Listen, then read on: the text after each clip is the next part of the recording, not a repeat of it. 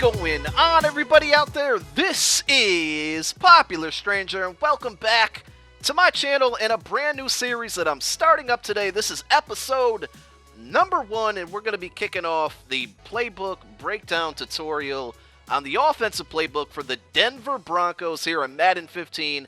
Now, real quick, before we get started, I say this in my Redskins playbook series as well. If you found this video, you were searching on YouTube, trying to get better, looking for plays that would work for you in Madden 15, be sure to subscribe for more videos. Also, be sure to click that thumbs up. Show me some support. Let's show this first video of this brand new series some support. Let's get this thing to at least 50 likes. Come on, I know you guys can do that. Shouldn't be a problem. So here we go. I'm still in the process of finishing up my Washington Redskins playbook series. Don't worry, for you guys who have been following that for a while. Don't worry, it's not going anywhere. I am going to finish it up, but I'm going to start kicking off this one, and I'm having a ton of success with this playbook, way more than the Redskins, so I hate to switch gears on you guys who may have been following the Redskins one the whole time, but if you want to try to learn this playbook, let's do it. So, we're going to start off at the top, go to the single back deuce formation. I love this formation because it's balanced on each side. There's 2 tight ends, 2 wide receivers, and your running back. And there's a lot of really good run plays in this formation. The first one is kind of a scheme that works very, very well in this year's Madden Ultimate Team and Madden 15. I don't know why I said Ultimate Team. Is the 0-1 trap. It's just a run up the middle, and it usually gets good blocking, good push right up the middle, and the C kind of parts right in front of you, right? The offensive line just clears that huge space for you. There's no adjustments you have to make. And if you got a ground and pound beast mode type running back to Marco Murray, Marshawn Lynch, you know, those guys that they can break tackles, Garrett Blunt, this play is money. I love this play on the goal line. It usually gets me in the end zone. Look at this. Look at this. It's very, very awesome. That's all I can say. So I'm not going to beat you or bore you to death with the play because it's very simple. Like most of my plays, no adjustments really need to be made. So one thing that's kind of a theme with this whole formation that I'm going to show you guys some more in a moment is you can flip this play without your opponent knowing. So if I hit square to pull up my audibles, and then I hit my R2 button, which is the back button on your right hand side for you Xbox guys, I don't know what it's really called. I hit that and it flipped the play and nothing really changes. You can't really see any movement.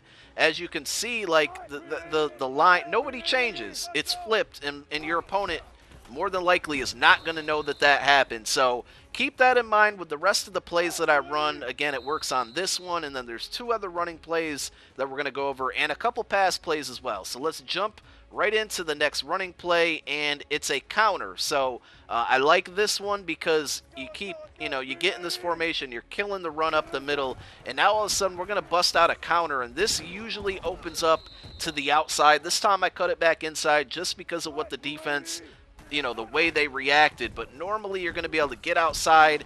This is when you want to have maybe a faster running back. Marshawn Lynch is more of the, ground and pound, but a speedier back is going to get to the outside easier. I mean, Marshawn's still doing work. Look at him picking up extra yardage there for us after contact. And like I said, just a counter. I mean, it is a counter, but it's a counter to the first play that I showed you. And then, again, you can flip it like I just did without the opponent even knowing. I mean, our defense they didn't know that I switched it up. So it's very, very easy to keep your opponent guessing, not knowing what's coming next. And I love it, man. I can't say it enough. So that's play number 2. We're going to go to one more running play out of this same formation. So the last running play out of this formation is the halfback misdirection. As you can see right here, it's the X option in the middle of our playbook here. And this is kind of a fake left, go right play. And again, it can be flipped without the opponent knowing, so I'm just going to flip it, and now we're going to fake right and go left. Now, one thing that I always get distracted on this play is when the fake right happens, I don't know, my brain just triggers myself to want to go right. So before I even snap the ball, I kind of keep my hand pushing leftward, or the way that I'm going to run on the the analog stick, just to make sure I go the way that I want to go. So as you can see, it kind of fakes to the left, fakes to the right and then goes to the left, and that was just lucky the way he bounced off that tackle. But we're going to run it again. This time we're going to go to the right, and again, it's not going to work right there. This play, I'll be honest with you, it works. It works a lot, but not as good as the other two plays, but I do like it. Again, it's just kind of a change-up to the other two plays.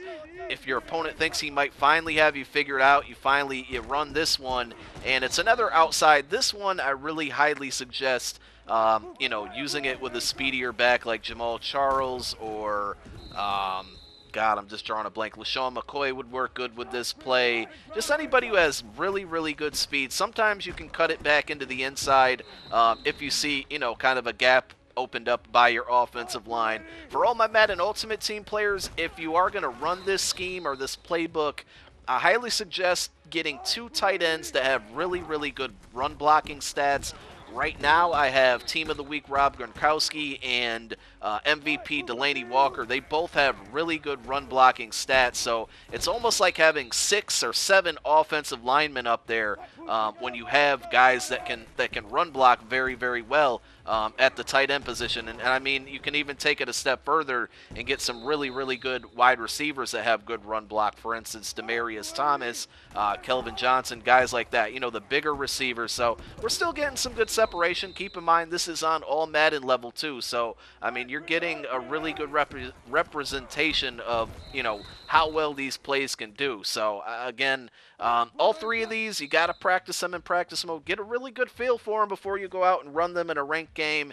And let's check out some passing plays in this formation now.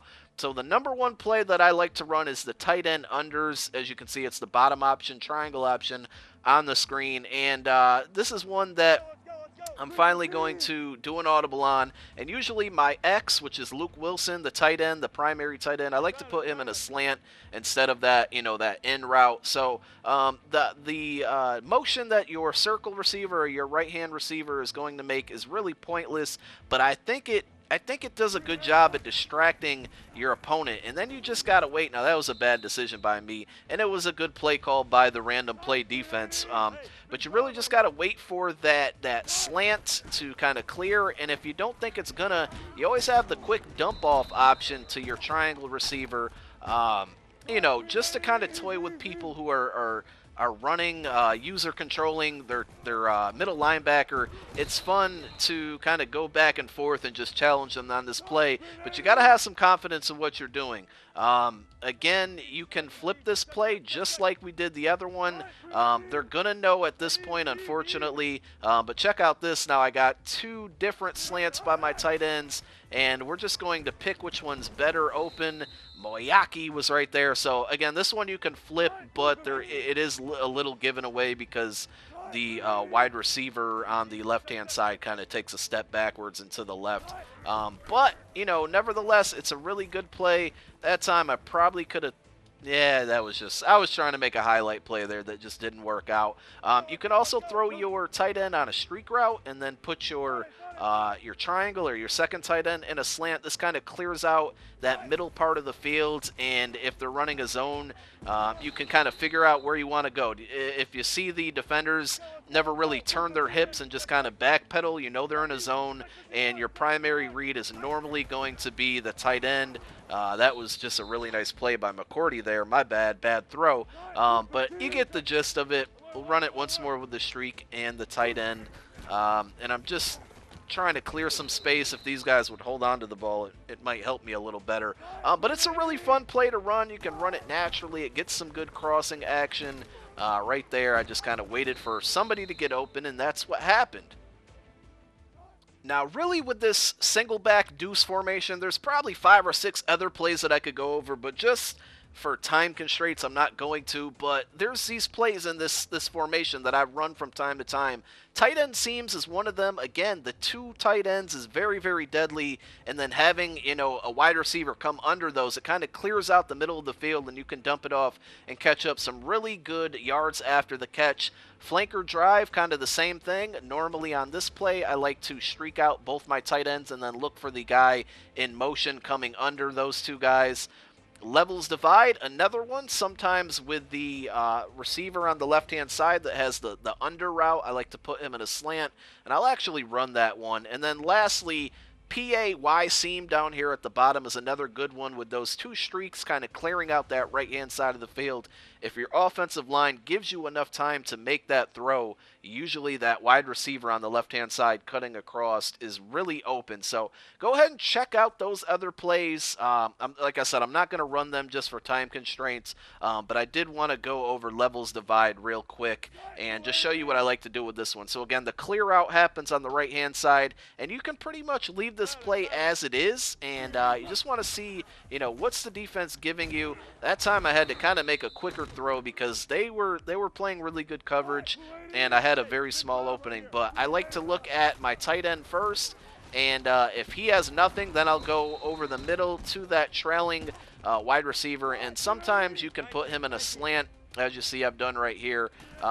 He still kind of gives you that same across the field route, but it's a little quicker. It's not like a boxy route where you go up and in. It's more of a quicker up and in. So that's why I sometimes like to change it to the slot, or the slant, my apologies, and run it that way. And again, just all those guys kind of running upward, up the field, kind of clear out the middle of the field, and you can go to work. Sometimes you can do just a drag route here.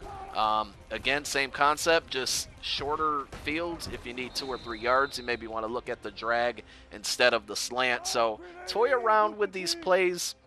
I'm having a lot of fun with this playbook, like I said, and I'm still learning it. So these plays, or this playbook, the episodes may come out, not as frequent as some of the other episodes in my Redskins playbook, because I'm still learning this, but I felt confident enough to show you guys these plays out of this formation to make episode number 1. So I'll probably try to do 1 a week. We'll see how it goes. Again, click that thumbs up if you enjoyed the video. I'm Popular Stranger, and as always, man, I really appreciate you watching the video and tuning in. Peace.